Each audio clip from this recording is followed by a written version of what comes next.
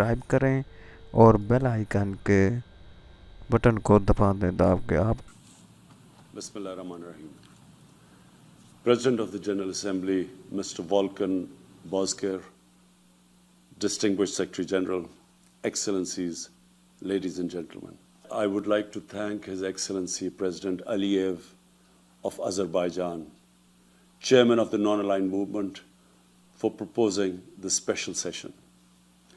The COVID-19 pandemic is the most serious global crisis since the Second World War. The virus has infected nearly 65 million people and killed, sadly, close to 1.5 million. And hopefully, whenever the vaccine is available, it must be offered to everyone. The pandemic has caused immense human suffering and the deepest global economic contraction since the Great Depression of 1930s. The poorest countries and the poor in all the countries are suffering the most. Nearly 100 million people in developing countries will fall back into extreme poverty. Rich countries have injected $13 trillion as fiscal stimulus to revive their economies. On the other hand, developing countries just do not have the resources to afford such a massive economic stimulus. They are struggling to find even a fraction of the 2 to 3 trillion they require to recover from the pandemic. In Pakistan, we had a successful policy of smart lockdowns. Our efforts were aimed at ensuring that not only do we save people from the virus, but also prevent them from dying from hunger.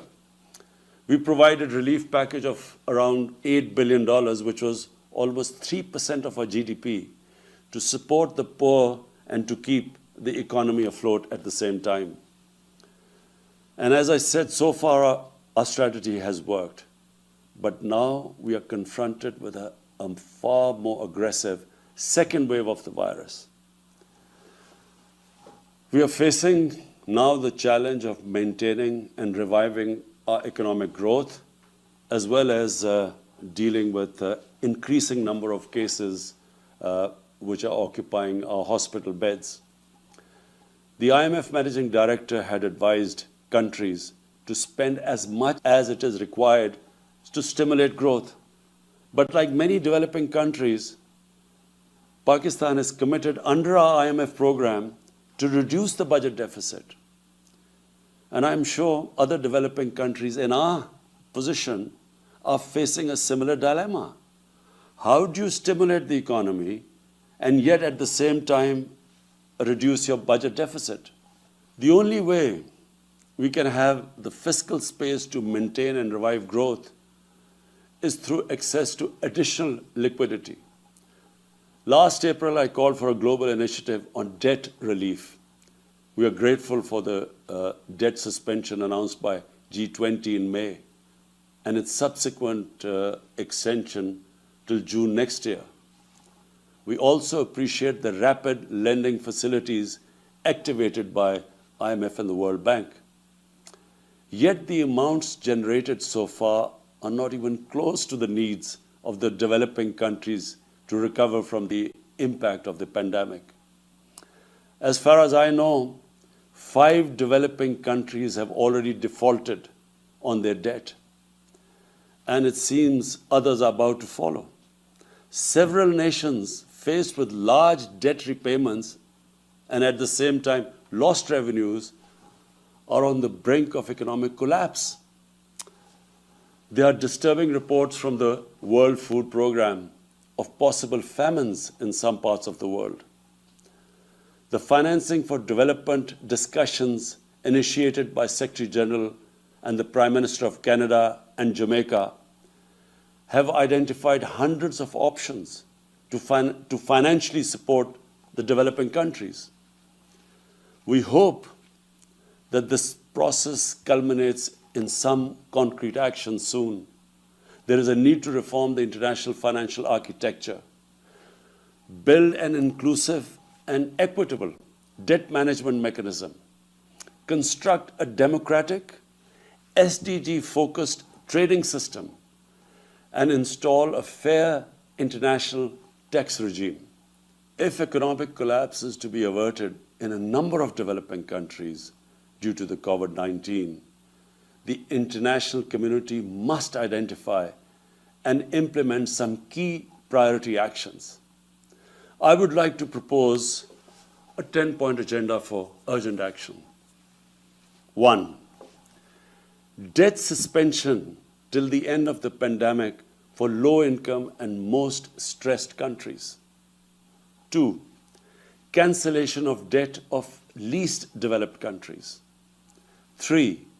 Restructuring of the public sector debt of other developing countries under an agreed inclusive multilateral framework. 4. A general allocation of special drawing rights of $500 billion. 5. Expanded concessional financing to low-income countries through multilateral development banks. 6. Creation of a new liquidity and sustainability facility, which should provide short-term loans at low costs. 7. Fulfillment of the 0.7% official development assistance commitments. 8. Mobilizing the required 1.5 trillion annual investment in sustainable infrastructure. 9. Achievement of the agreed target of mobilizing $100 billion per year for climate action in developing countries. And 10. Immediate action to stop the massive illicit financial outflows from developing countries to rich countries, to offshore tax havens. And at the same time, there should be an immediate return of their assets stolen by corrupt politicians and criminals back to these countries. This one action, I assure you, Mr. President, this one action would benefit the poor countries more than all other measures put together. Excellencies, everyone agrees that there has to be a collective response to recover from the COVID crisis and at the same time achieve sustainable development goals and implement targets set by the Paris Agreements. Excellencies, the UN Charter's concept of collective security embraces collective economic security. Without economic security, conflicts and disputes will persist and proliferate across the world.